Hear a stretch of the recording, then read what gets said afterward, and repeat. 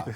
Simba imetandika Coastal Union na kusogea nafasi ya pili ya ligi kuu ya NBC. Simba imeendeleza makali yake jana kwenye uwanja wa Meja Jenerali Samuhyo baada ya kuichapa Coastal Union mabao 2-0.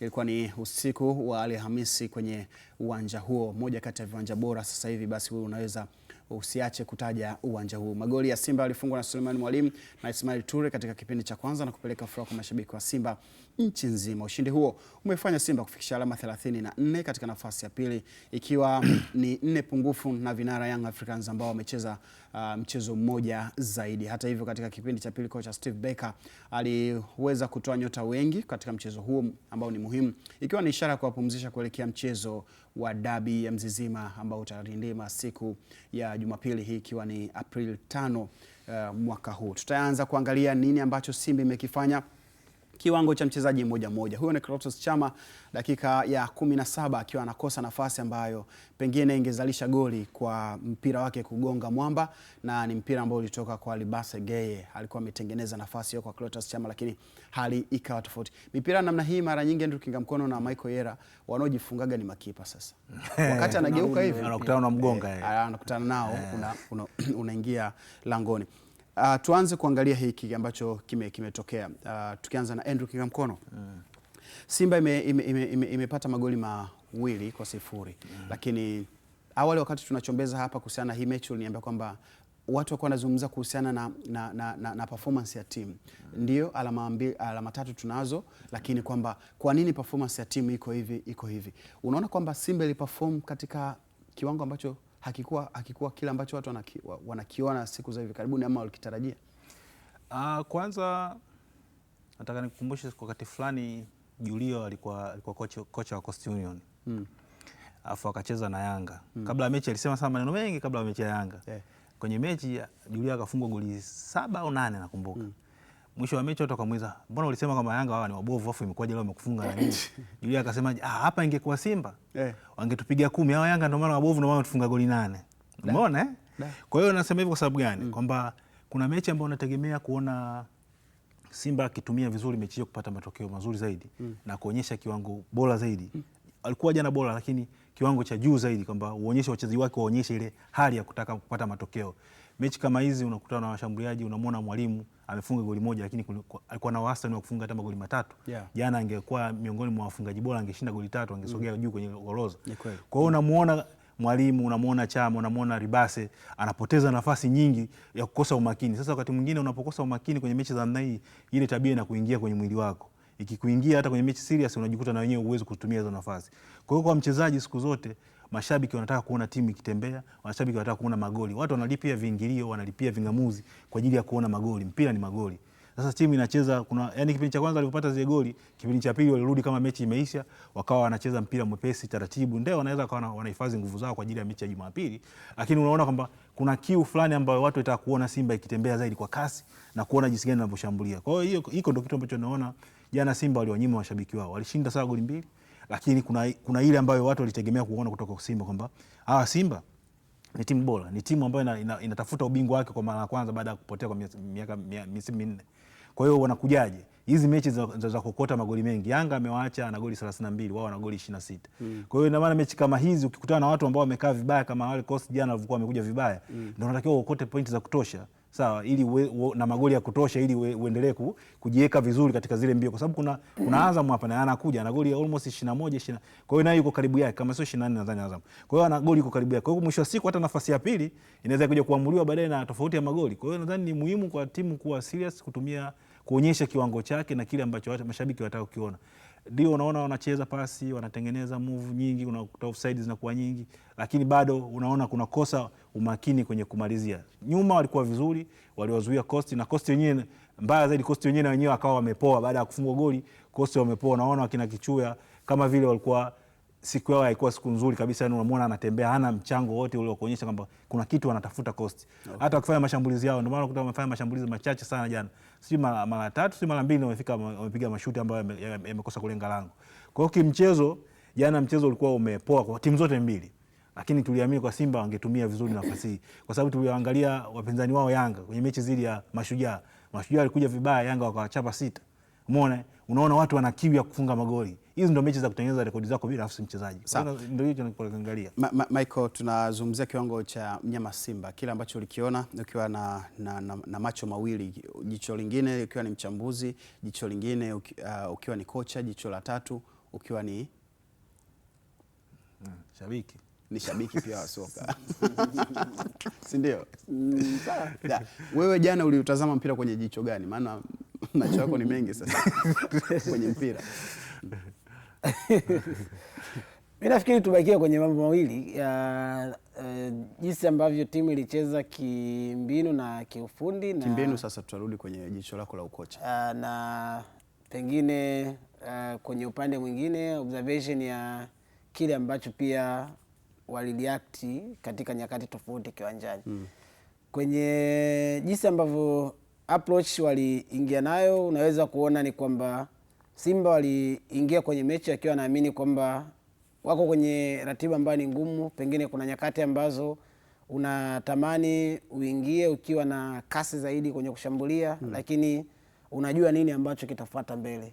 Ukiangalia mechi kwa jinsi ambavyo ilikuwa imeanza, unaweza kuona kwenye mgawanyo wa zile dakika zote 90 kwa jinsi ambavyo Simba alitakiwa kumanage mchezo, walikuwa na nyakati ambazo kwangu naamini ilikuwa ni mpango kwamba tutaanza mechi kwa tempo ya juu kidogo ili tuweze kuwapa pressure Coastal Union, tupate kile ambacho tunastahili kukipata.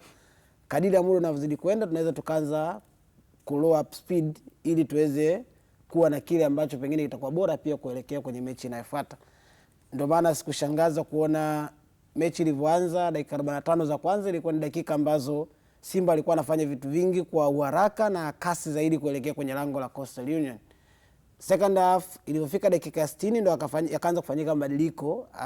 Chama anatoka, anaingia Morris, anaingia pia yule kiungo Semfuko, wote waliingia kwenye wakati mmoja. Ni kwa sababu tayari timu ilikuwa inaona kwamba tumeshacheza dakika 60, zimebakia dakika 30 ambazo kwenye match management tunaweza tukaimanage dakika 30 kucheza dhidi ya Coastal Union, kwa sababu haonekani tena kuwa na kasi pengine ambayo anaweza akatuzidi na wakawa na madhara kwenye eneo letu. Lakini tunahitaji pia kuwa na fresh fit kuelekea kwenye mechi inayokuja dhidi ya Azam FC ambayo itakuhitaji kutumia nguvu kubwa sana kuweza kukabiliana na qualities ambazo zitakutana kiwanjani kwenye mechi inayofuata. Kwa hiyo ilikuwa ni issue ambayo unaweza kuwa unaona pia kwamba ilikuwa inahitaji pia management ya mechi kwa ujumla wake, kuona kwamba mnaimalizaje mechi katika nyakati kama zile, hasa unavyocheza dhidi ya timu ambayo unaiona iko daraja la kati kama Coastal Union. Then unaangalia next unacheza na nani na utacheza kwa muda gani na nini ambacho utaenda kukutana nacho kwenye mchezo. Kwa bado kwangu naamini ilikuwa ni approach ambayo haikunishangaza sana, na pengine kwenye kumanage mechi kuanzia mwanzo jinsi ambavyo ilikuwa inaenda mpaka inaisha, haikuwa ni jambo ambalo kwangu mimi lilinishangaza sana. Kwako ilikuwa ni sawa. Kwa maana hiyo pia Coastal Union walichangia mchezo huu kwa jinsi ambavyo ulionekana kama wangeamua kuja na mbinu nyingine tofauti ya kimchezo, pengine tunatarajia mchezo huu ungekuwa ni tofauti na jinsi ambavyo tuliuona. Pengine reaction ya Coastal Union ilikuwa iko tofauti kidogo. Mwanzoni wakati wameanza mechi, walianza mechi wakiwa wanajua kwamba wanacheza na timu ya namna gani. Wanacheza dhidi ya Simba ambao moja kati ya ufanisi ambao amekuwa nao kwa sasa ni ukiachilia mbali timu, kuna baadhi ya wachezaji ambao wameonekana kuwa na uhatari sana. Miongoni mwa wachezaji ambao kuelekea kwenye mechi walikuwa na uhatari, hata unavyoenda kujiandaa kwa ajili ya mechi dhidi ya Simba unatakiwa kuwa nao makini, ni pamoja na mtu kama Clatous Chota Chama, Libase Gay, Anset Oura, jana pia alianza Selemani Mwalimu. Achilia wale ambao wanacheza kwenye eneo la chini kwa maana ya uzuiaji na eneo la kiungo, hasa kwenye eneo la base ya midfield. Hawa walikuwa ni wachezaji ambao walikuwa na uhatari zaidi kwenye mechi. Walichokifanya Coastal Union kwenye dakika za mwanzo walikuwa wameinvest nguvu kubwa kwenye eneo la kiungo kurudi chini kwenye eneo la kuzuia. Ndio maana nyakati nyingi ulikuwa unaona mstari wa katikati namba ndogo ya wachezaji walikuwa ni wachezaji watano. Manyasi alikuwa anacheza kwenye ile eneo, Kiara alikuwa anacheza hapa na Grayson Golala. Lakini pembeni Msimu na Shiza Ramadhani pia alikuwa anasogea kwenye ile eneo kwa mstari wa watu watano. Nyuma kwenye mstari wa ulinzi alikuwa watu wanne basically ambao anakaa. Juu alikuwa anamwacha mtu mmoja tu ambaye ni Maabadi ambaye alianza kwenye first half. Na kwa nini ilikuwa hivyo? Ni kwa sababu alikuwa anajua kwamba technically hawa Simba wako na watu wengi ambao ukiwaachia situation ya moja dhidi ya moja atakuwa anakubiti. Kwa hiyo ili kuweza kushindana na situation za namna hiyo, mpe angalau ugumu wa kumpa nyakati ngumu anavyokutana na mpinzani, kwamba isitokea anakutana na situation za moja dhidi ya moja. Okay. Anaweza kambiti na akapata madhara. Impact ambayo ilitokea ni kama kwenye goli ambalo amefungwa Coastal Union. Goli la kwanza ni goli ambalo ukiangalia wakati Simba wanaonyang'anya mpira kwenye zoni ya kwao ya kuzuia. Angalia reaction ambayo alikuwa anaifanya mwalimu kwenye benchi la Coastal Union. Kuna maeneo ambayo alikuwa ana highlight kwamba wewe unatakiwa kufika hapa, lakini ilikuwa ni situation ambayo ndio iliruhusu hiyo situation ya 1v1. Ilikuwa ni mmoja dhidi ya mmoja, alivyombeat tayari ndio limeenda kufungwa goli. Okay, sawa. Tutaanza kuangalia namna ambavyo magoli yote mawili yalipatikana kwenye mchezo huo, na yote akifungwa kipindi cha kwanza. Goli la kwanza lilifungwa na Suleiman Mwalimu. Ni mpira ambao Chama alirudi kufuata katika eneo ambalo Simba ilikuwa inashambuliwa, eneo ambalo pengine tungemuona Kibabage anatoka na mpira na kuja nao juu, lakini Chama akaupata mpira, anacheza kwa Anset Oura. Oura na mwenyewe kwa namna yake ya kipekee anautengeneza tena anaurudisha kwa Chama. Isingekuwa ni rahisi sana mtu kuamini kwamba Chama alikoenda kuutoa ule mpira alikuwa anakuja kutengeneza goli ambalo Suleiman Mwalimu anafunga. Andrew Kingamkono, upekee wa goli hili uko vipi, na nafasi ya Simba kuweza kutumia mpira ambao haukuonekana kama ni shambulizi la hatari, lakini lilivyovuka tu eneo la katikati ya uwanja tayari likaonyesha kwamba ni shambulizi ambalo linaenda kuleta hatari kwa Coastal? Kwanza uwezo binafsi wa wachezaji walioshiriki kwenye mpira. Ni Chama ambaye alionyesha juhudi kuja kupola mpira kwenye kona huko mwisho. Lakini Oura vile vile alimchukua mtu pale akampiga chenga. Lakini kingine unasema mapungufu ya Coastal Union. Unajua unapokuwa kwenye eneo hili la huku mwanzoni kwenye upande wa wapinzani wako, hakikisha kwamba yule mtu hapati nafasi ya kucheza mpira anavyotaka yeye. Hakikisha kwamba unamzuia vya kutosha. Fanya faulo, fanya chochote unachoweza. Ndio maana hii mechi umeona Simba wamecheza faulo nyingi sana. Walikuwa wanawazuia Coast kwenye upande wao kwamba wasiondoke hapo wakaanzisha mashambulizi. Kitu ambacho Coast walikikosa hapa. Wanapigwa chenga, unaona yule mtu anashindwa hata kumsukuma Chama, kumpoteza, kumdondosha, ikawa faulo ya kawaida. Unaona mwingine anapigwa chenga vivi. Yaani unaona kama watu wamekubali kile kinachotokea wakisindikizi. Lakini kingine unaona pasi ya mwisho inavyopigwa. Mwalimu anachukua. Yule beki ambaye alikuwa anatakiwa kwenda kuingia kwenda kuzuia, baada ya mwalimu kupata mpira, yeye naye akaanza kutembea taratibu. Baada ya kuongeza spidi kuingia kwenda kusaidia kwenye kuzuia, yeye naye anakimbia taratibu kiasi ambacho mwalimu akapata muda wa kutosha akampiga chenga kipa, na yule beki bado akawa anaendelea kutembea taratibu. Anafunga goli, ndo anashtuka kwamba kumbe ile goli. Yaani alikuwa kama yeye sehemu ya mchezo, alikuwa kama sehemu ya mchezaji wa Simba. Unaona, kwa hiyo ni madhara ambayo ya kiuchezaji na kukosa nidhamu ya kiulinzi. Tunaweza tukasema mawazo ya wachezaji wa Coastal wote yalikuwa kwenye kutengeneza shambulizi lao, kwa maana hawakuwa na umakini wa kuweza kujua kama kuna hatari yote ambayo waliinusa kwenye tukio hili. Hawakuona hilo tatizo. Umeona? Hawakuona hilo tatizo kwa sababu wote walikuwa na akili za kushambulia, lakini vile vile tunasema kuna wakati timu inakosa nidhamu ya kiulinzi. Unaona yule mtu ambaye alikuwa anaingia katikati ya mwalimu na kipa, wakati mpira unaenda alikuwa anakuja kwa spidi sana, lakini baada ya mpira kufika kwa mwalimu yeye akapunguza spidi, kama vile yeye ni sehemu ya wachezaji wa Simba. Umeona kwamba sasa mimi na huyu hapa anaenda anafunga, utamwona yule kule pembeni yule beki, unaona anavyokimbia kwa spidi, umeona kila mpira unavuja katika, umeona sasa pale akaanza kujogi, wakati yeye alijua huyu mwalimu ni hatari, yeye ndio alitakiwa kwenda kufika kwa mwalimu, kwa sababu ule mpira unaenda kwa mwalimu, au la angeamua asiende kwa mwalimu, lakini akakimbia kwa spidi golini kwenda kuzuia, kitu ambacho yule beki hakukifanya. Kwa hiyo mwalimu akapata muda mzuri, akampiga chenga kipa alivyotaka na akafunga goli jepesi kabisa. Kwa hiyo nadhani kiulinzi timu ilikuwa imekatika, labda kwa sababu ya shambulizi lilikuwa la ghafla, lakini ile nidhamu ya ukabaji kuanzia mwanzo ambayo tunasemaga unapaswa kukaba kuanzia huko ulipopoteza mpira, hawakuwa nayo Coastal Union. Nani kafanya vizuri, Chama na mwalimu? Chama ndo anafanya. Sawa, tutazame goli la pili ambapo tutakuwa tunafunga mjadala huu. Ni goli ambalo limefungwa na Ismail Toure, ni beki wa kati. Kwa Simba hivi karibuni mabeki wao wa kati kufunga imeonekana ni kitu ambacho sio kigeni. Amefunga Shamu ambao wakati huo yuko Simba, lakini amefunga Wilson Nangu naye kafunga, amefunga Derek na mwenyewe kaweka nyavuni, Abdulrazak Hamza kaweka nyavuni. Beki gani wakati ambaye hajafunga? Vedastus Masinde bila shaka. Atafunga hivi karibuni. Tuseme inshallah. Utafunga hivi karibuni. Mwanangu Vedastus utafunga hivi karibuni. Kunyumba sio? Sawa. Sasa Michael, goli ambalo linafungwa kwenye mazingira ambayo Coastal waliamini kabisa kwamba ni offside. Walitengeneza offside trap, lakini ule mtego wao haukuweza kumnasa yule ambaye alikuwa kwenye eneo la kuotea. Ismail Toure anapatikana katika wale ambao walikuwa wana nafasi ya kucheza ule mpira. Ni kweli anafika nao langoni, anamtazama chuma mgeni.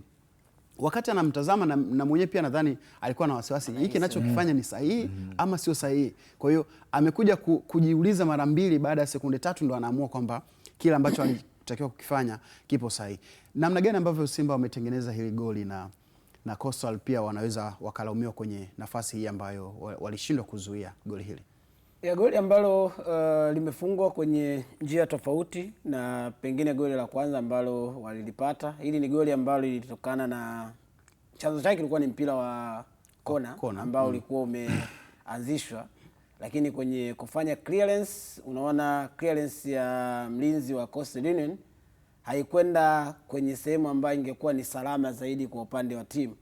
Aliudondosha mpira kwenye eneo ambalo lilikuwa ni rahisi kwa Simba kuwini mpira wa pili ambao aliupata Neo Maema, lakini kosa ambalo lilifanyika kwa Coastal Union ni katika tukio la kuhama kutoka kwenye eneo la kuzuia kupunguza gap kusogea kwenye eneo la juu. Kama unaangalia tukio, unaona baada ya kumaliza tukio la kuzuia, obvious uta organize safu ya ulinzi ondoke kwenda juu, kwa maana wote msogee juu ili muondoke kwenye lile eneo ambalo ni la hatari. Kama nataka kutengeneza offside trap, maana yake wote lazima muwe mnazungumza lugha moja. Kwenye zile peaceful za kudefend, hapa ni eneo ambalo unatakiwa kuangalia mawasiliano kwenye ule mstari wa ulinzi atakuwa ni ya kinamna gani. Sasa ukiangalia kwenye reaction za walinzi wa Coastal Union ambao walikuwa wanazuia kwa wakati ule, wenyewe walikuwa mawasiliana kwamba sasa tuondoke kwenye ile eneo tusogee juu kwenye ili tukio, lakini unamwona Viva alivyo delay. Yeye ndiye ambaye alitunza ili tukio na kubakia kuwa sio tena tukio la kuotea. Wakati wanaondoka kwenye eneo la kuzuia kusogea kwenye eneo la juu, Viva alichelewa kuondoka na wenzake kwenye mstari ambao ulikuwa unatakiwa kwenda kuzuia, ikamfanya Ismail Toure kuwa kwenye eneo ambalo sio tena la kuotea, maana yake alikuwa ameiua hiyo offside. Na mpira wakati unapigwa, unaona jinsi ambavyo anajua wakati wenzake wanaondoka kwa haraka, yeye akawa anatembea taratibu kuondoka kwenye ile eneo, akamfanya Ismail Toure kuwa kwenye eneo sahihi na kupokea mpira, ingawa yeye mwenyewe pia alikuwa anastuka kama nipo kwenye offside.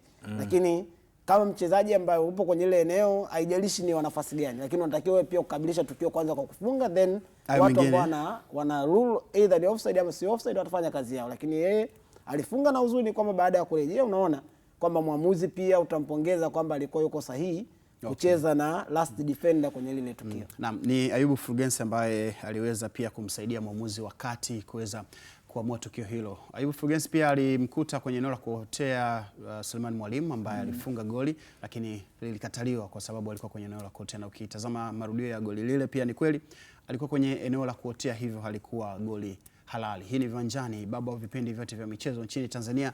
Tunazungumza michezo kutoka Tabata TOT Dar es Salaam, na kwa sasa hivi tulikuwa tukiangazia mchezo wa Simba dhidi ya Coastal Union ambao ulimalizika jana kwa Simba kupata ushindi wa magoli 2-0 na kufikisha alama 34 kibindoni. Mpaka sasa Azam akishushwa kwenye nafasi hiyo ambayo alikuwa anaikalia kwa muda, lakini kwa sasa hivi Simba yupo kwenye nafasi ya pili.